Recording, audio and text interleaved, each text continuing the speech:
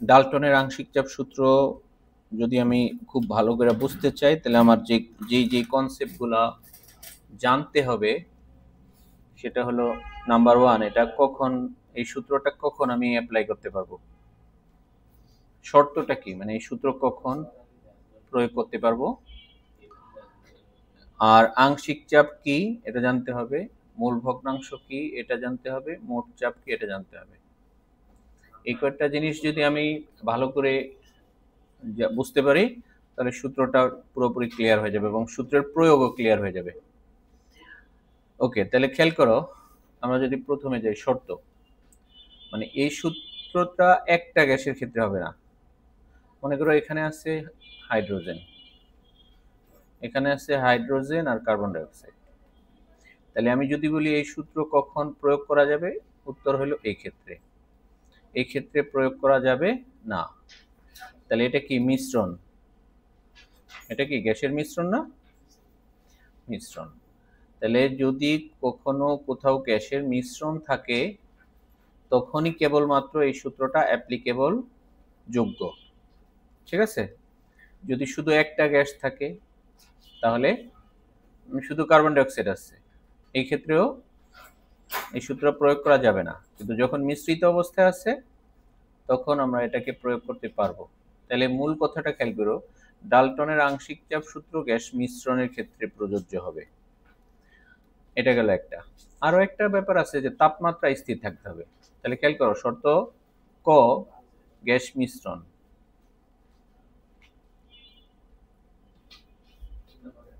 শর্ত খ, তাপমাত্রা স্থির। আচ্ছা, আরেকটা কাহিনী দেখো, মনে করো তুমি দুইটা গ্যাসকে মিশিয়ে রাখছো, দুইটা গ্যাসকে কি করছো, মিশিয়ে রাখছো, একটা হাইড্রোজেন আর একটা অক্সিজেন। যখন তুমি মিশিয়ে রাখছো, এরা নিশ্চিত বিক্রিয়া করে ফেলবে, বিক্রিয়া করে হয় হাইড্রোজেন পার অক্সাইড বা পানি তৈরি করবে। যদি বিক্রিয়া করে ফেলে, তাহলে এই সূত্র প্রয়োগ করা যাবে না। তাহলে গ্যাস মিশ্রণ তারা পরস্পর বিক্রিয়া করবে না, বিক্রিয়াহীন অবস্থায় থাকবে। ঠিক আছে, বিক্রিয়াহীন অবস্থায় থাকবে। তাহলে আমাদের এখানে তিনটা শর্ত যদি পালন করে, গ্যাস মিশ্রণ হতে হবে, তাপমাত্রা স্থির থাকতে হবে এবং গ্যাসগুলো পরস্পরের সাথে বিক্রিয়া করবে না। এই শর্ত যদি কোনো গ্যাস মিশ্রণ মেনে চলে, কেবল তখনই আমি ডাল্টনের আংশিক চাপ সূত্রটাকে প্রয়োগ করতে পারবো। ওকে, আচ্ছা, তাহলে আমাদের শর্ত কমপ্লিট। ওকে, তাহলে আমরা পরেরটাতে যাই।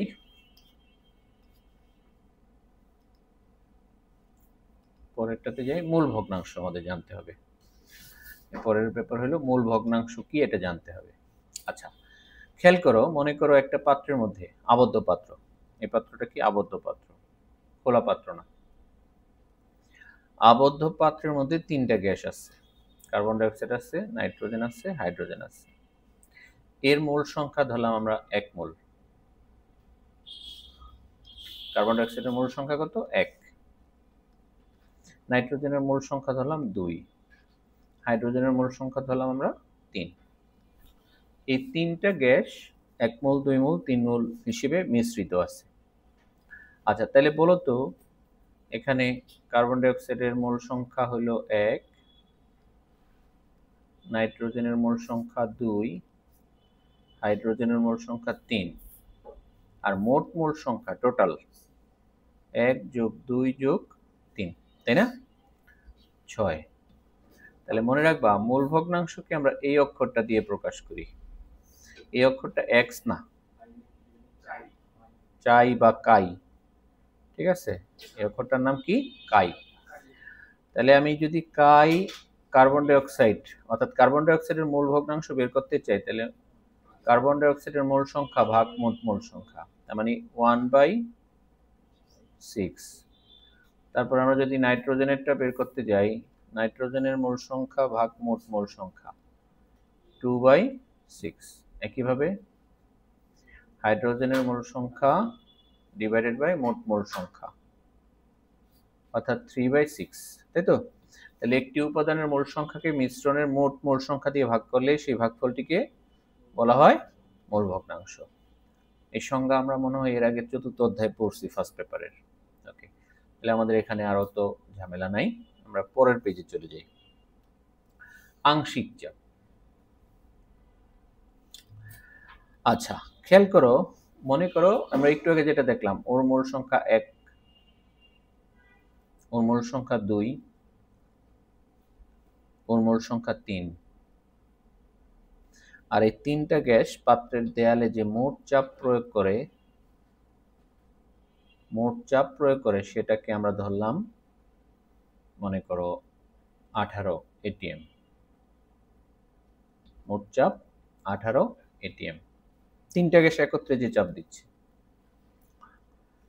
এখন আমাকে আংশিক চাপ বের করতে হবে, কার্বন ডাই অক্সাইডের আংশিক চাপ। তাহলে আমি যদি কার্বন ডাই অক্সাইডের আংশিক চাপ বের করতে চাই, তাহলে আমি কার্বন ডাই অক্সাইডের মোল সংখ্যা ভাগ মোট মোল সংখ্যা ইনটু মোট চাপ। তাহলে এখানে মোট চাপ কত আছে? 18। তাহলে আমি পাচ্ছি হলো 1/6 ইনটু 18, 3 এটিএম।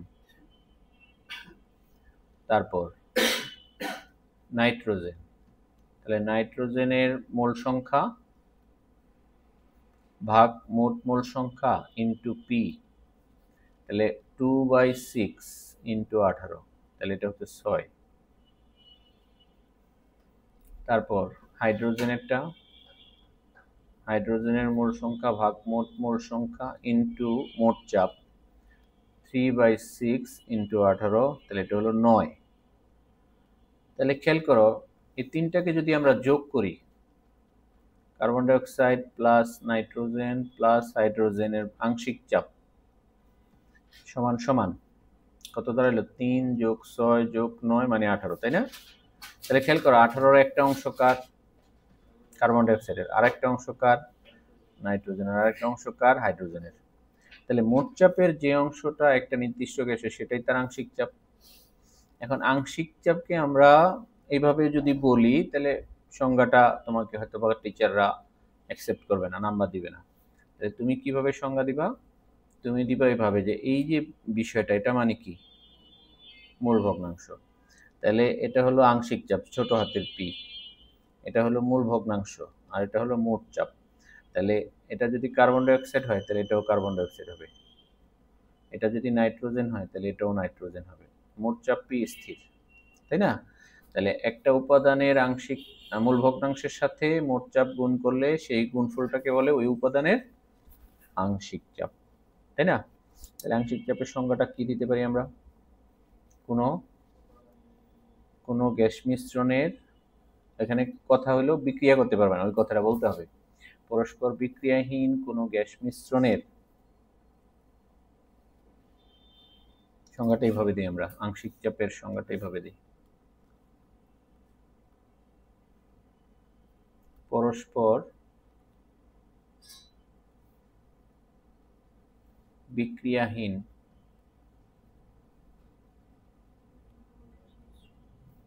কোনো গ্যাস মিশ্রণের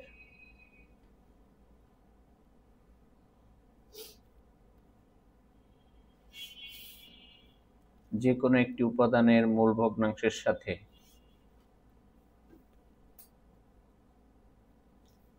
যে কোনো একটি উপাদানের মূল ভগ্নাংশের সাথে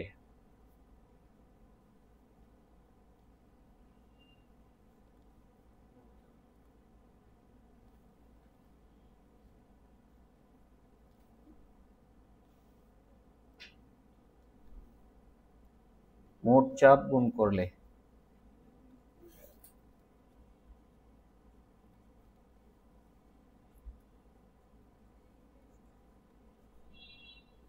সেই গুণফলটিকে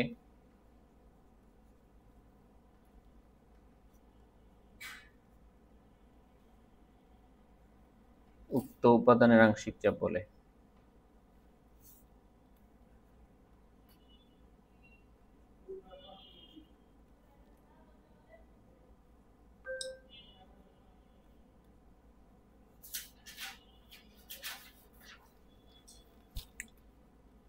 তাহলে আংশিক চাপ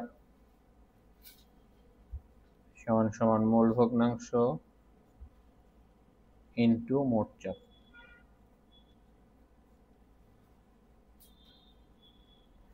এটা স্মল পি কাই, এটা বড় হাতের পি। কাইটা এরকম আসলে।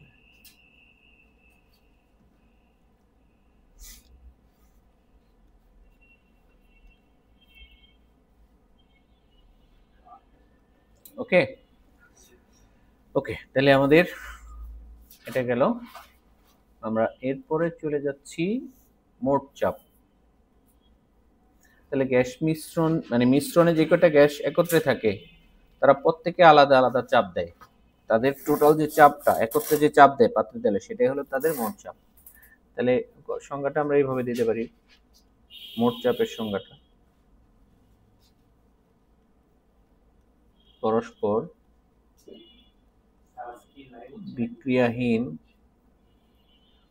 বিক্রিয়াহীন একাধিক গ্যাস মিশ্রণ পাত্রের দেয়ালের একক ক্ষেত্রফলের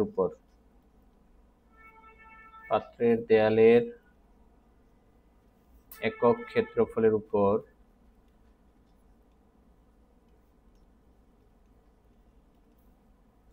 যে চাপ প্রয়োগ করে একাধিক গ্যাস মিশ্রণ পাত্রের দেয়ালের একক ক্ষেত্রফলের উপর একত্রে যে চাপ প্রয়োগ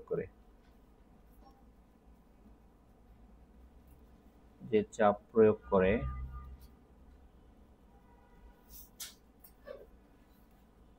তাকে উক্ত গ্যাস মিশ্রণের মোট চাপ বলে।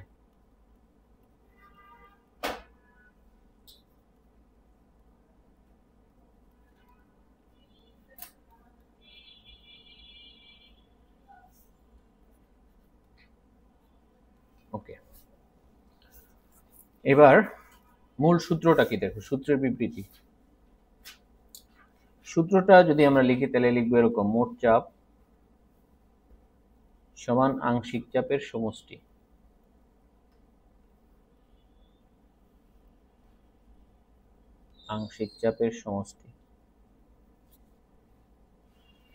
বড় হাতের P equals to summation of small P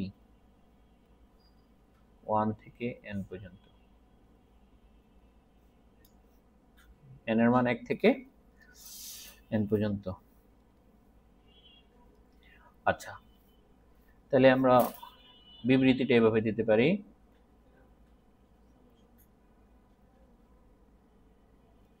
পরস্পর বিক্রিয়াহীন একাধিক গ্যাস মিশ্রণের মোট চাপ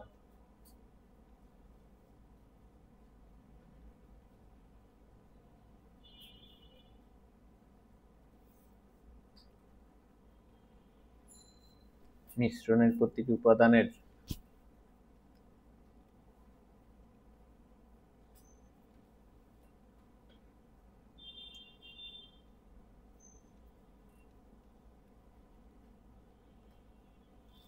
আংশিক চাপের সমষ্টির সমান।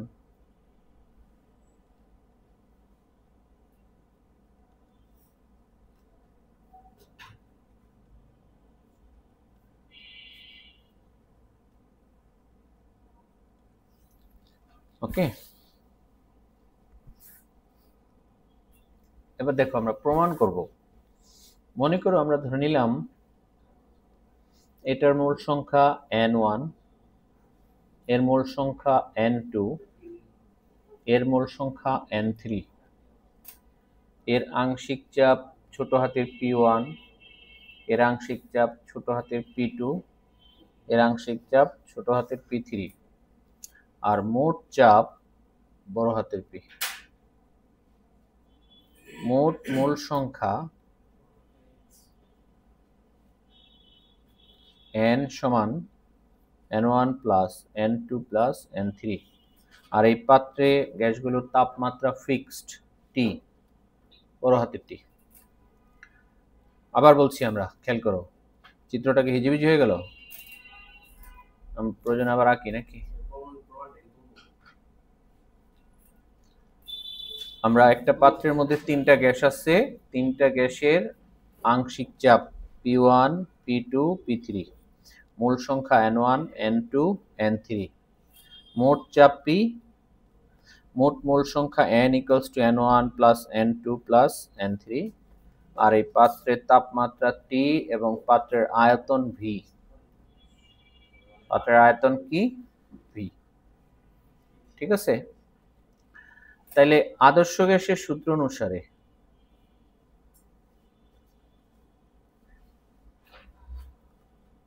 আদর্শ গ্যাসের সূত্র দেখো তো, মোট চাপ P, আয়তন V, মোল সংখ্যা N আর T। এখন N এর মান কত? N1 RT plus N2 RT plus N3 RT, এরকম লিখতে পারি কিনা? আচ্ছা, N1 RT যখন লিখলাম তখন কিন্তু এটা হয়ে যাবে P1V, N2 RT যখন লিখলাম তখন এটা হয়ে যাবে P2V, N3 যখন লিখলাম তখন হয়ে যাবে, ক্যালকুলেটর মান কত? এটার মান কত? এটার মান কত? যদি আলাদা আলাদা চিন্তা করো। আর এই পাশে কি আছে? পিভি। তাহলে পিভি ইকুয়ালস, এখান থেকে ভি কমন যায় দেখো, তাহলে P1 plus P2 plus P3, দুই পাশ থেকে ভিভি কাটা যায়, তাহলে P ইকুয়ালস টু কি দাঁড়াচ্ছে? P1 প্লাস P2 প্লাস, তাহলে মোট চাপ আংশিক চাপের সমষ্টির সমান। ঠিক আছে, ইজি ব্যাপার।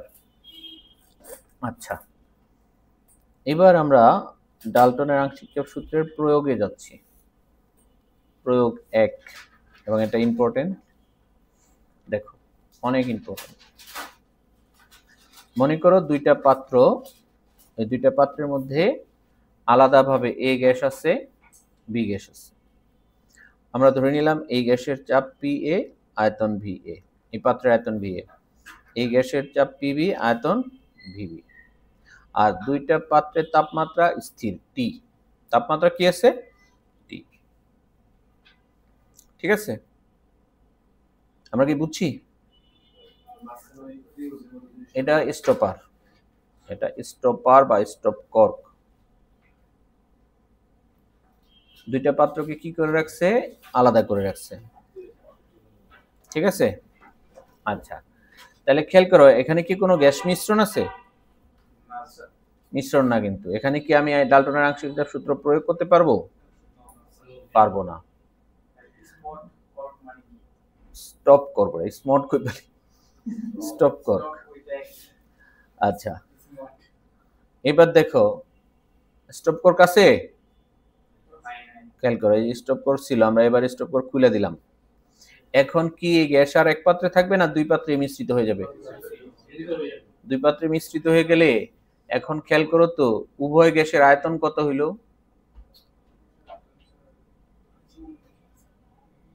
বলো, উভয় গ্যাসের আয়তন কত? এই পাত্রের আয়তন কত ছিল? প্রথম পাত্রের আয়তন কত ছিল?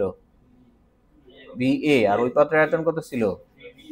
তাহলে উভয় গ্যাসের আয়তন কত হবে? দুই পাত্রের সমান হয়ে যাবে এখন আয়তন, তাহলে VA প্লাস VB।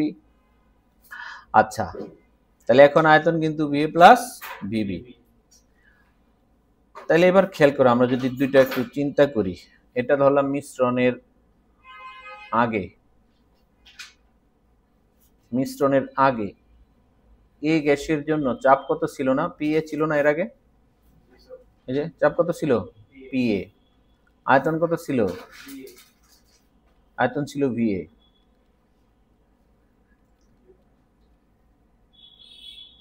আচ্ছা, সেম এজ বি গ্যাসের জন্য চাপ কত ছিল? PB। আয়তন কত ছিল? VB। তাহলে এ গ্যাসের ক্ষেত্রে ছিল এটা, বি গ্যাসের ক্ষেত্রে ছিল এটা। আচ্ছা, মিশ্রণের পরে দেখো তো, মিশ্রণের পরে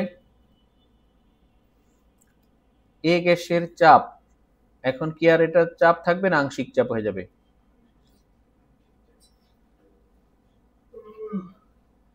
আংশিক চাপ। তাই না? আর বি গ্যাসেরটাও হয়ে যাবে কি পিবি প্রাইম আংশিক চাপ। আর উভয় গ্যাসের আয়তন কত? আয়তন কিন্তু ভিএ প্লাস বিবি। এখন খেয়াল করো তো তাপমাত্রা আগে কত ছিল দেখো তো, কত ছিল, এখন কত আছে? তাপমাত্রা স্থির থাকলে কোন সূত্র অ্যাপ্লাই করা যায়? বয়েলের সূত্র। আদি চাপ আদি আয়তন, শেষ চাপ শেষ আয়তন। বয়েলের সূত্র প্রয়োগ করা যায় কিনা? তাহলে আমরা লিখতে পারি যেহেতু তাপমাত্রা স্থির, যেহেতু তাপমাত্রা স্থির স্থির সেহেতু বয়েলের সূত্র অনুসারে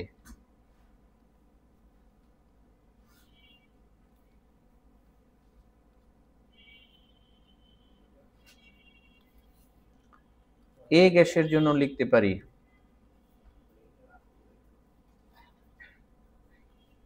আদি চাপ আদি আয়তন শেষ চাপ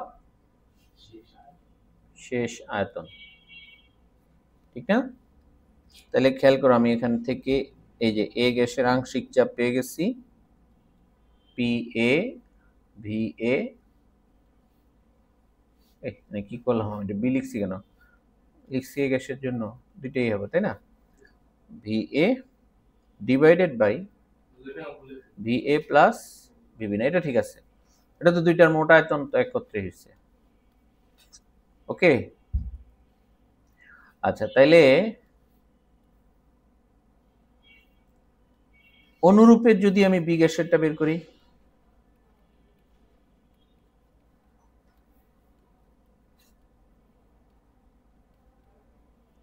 পিবি প্রাইম কি দাঁড়ায়,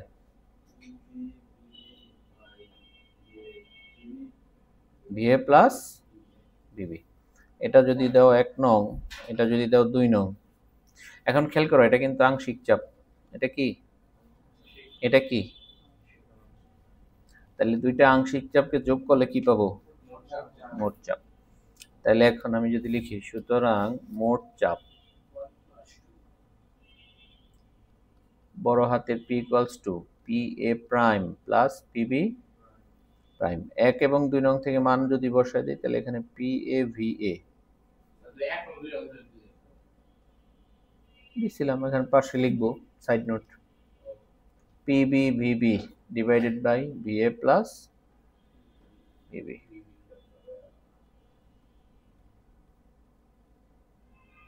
ঠিক আছে,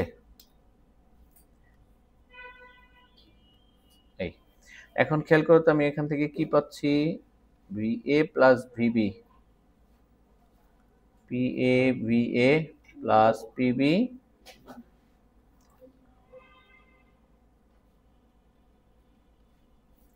তাহলে P into V A plus V B. আমরা এই সমীকরণটা এইভাবে ইউজ করতে পারি, 3 নং দিয়ে রাখো। আর যদি তুমি এইভাবে লিখতে চাও লিখো P A V A PB VB.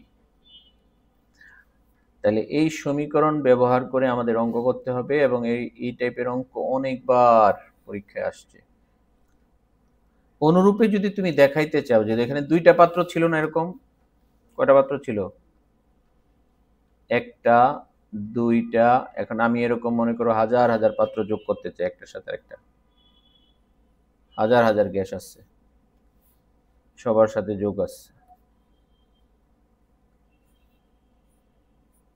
এটা 1 নং পাত্র, এটা 2 নং 3 নং 4 নং 5 নং, তাহলে 5টা পাত্র যোগ আছে মনে করো। হ্যাঁ, তাহলে 5টা পাত্র যোগ থাকলে কি হবে, P V1 plus ভি2 plus ভি3 plus ভি4 plus ভি5 equals to P one V1 plus পি2 ভি2 plus পি3 ভি3 plus পি4 ভি4 plus পি5 ভি5 ইত্যাদি। তার মানে কি আমরা অনুরূপে প্রমাণ করতে পারি এরকম,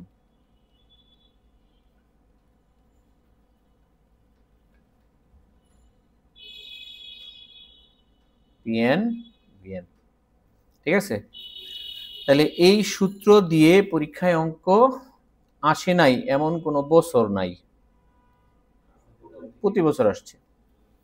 ঠিক আছে, প্রয়োগটা খুব ইম্পর্টেন্ট, এখান থেকে প্রয়োগটা শুরু।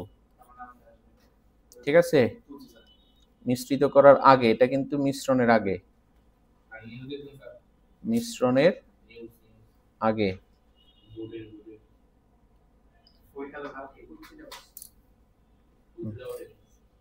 আমাদের নাকি মে মাসে পারবে না কি করতে কি করব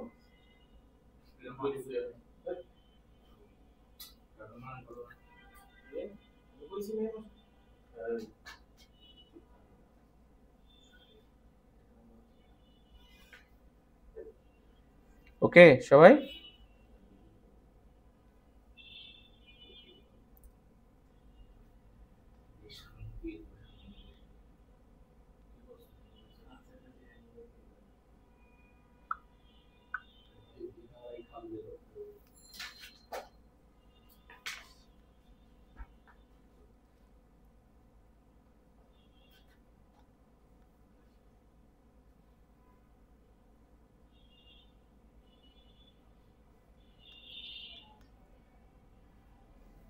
ওকে পরের পেজে যাই।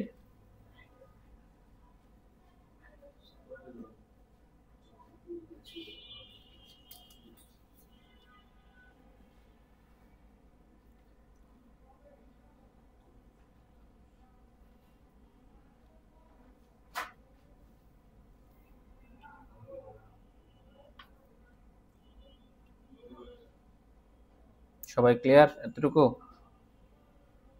ওকে পরের পেজে গেলাম।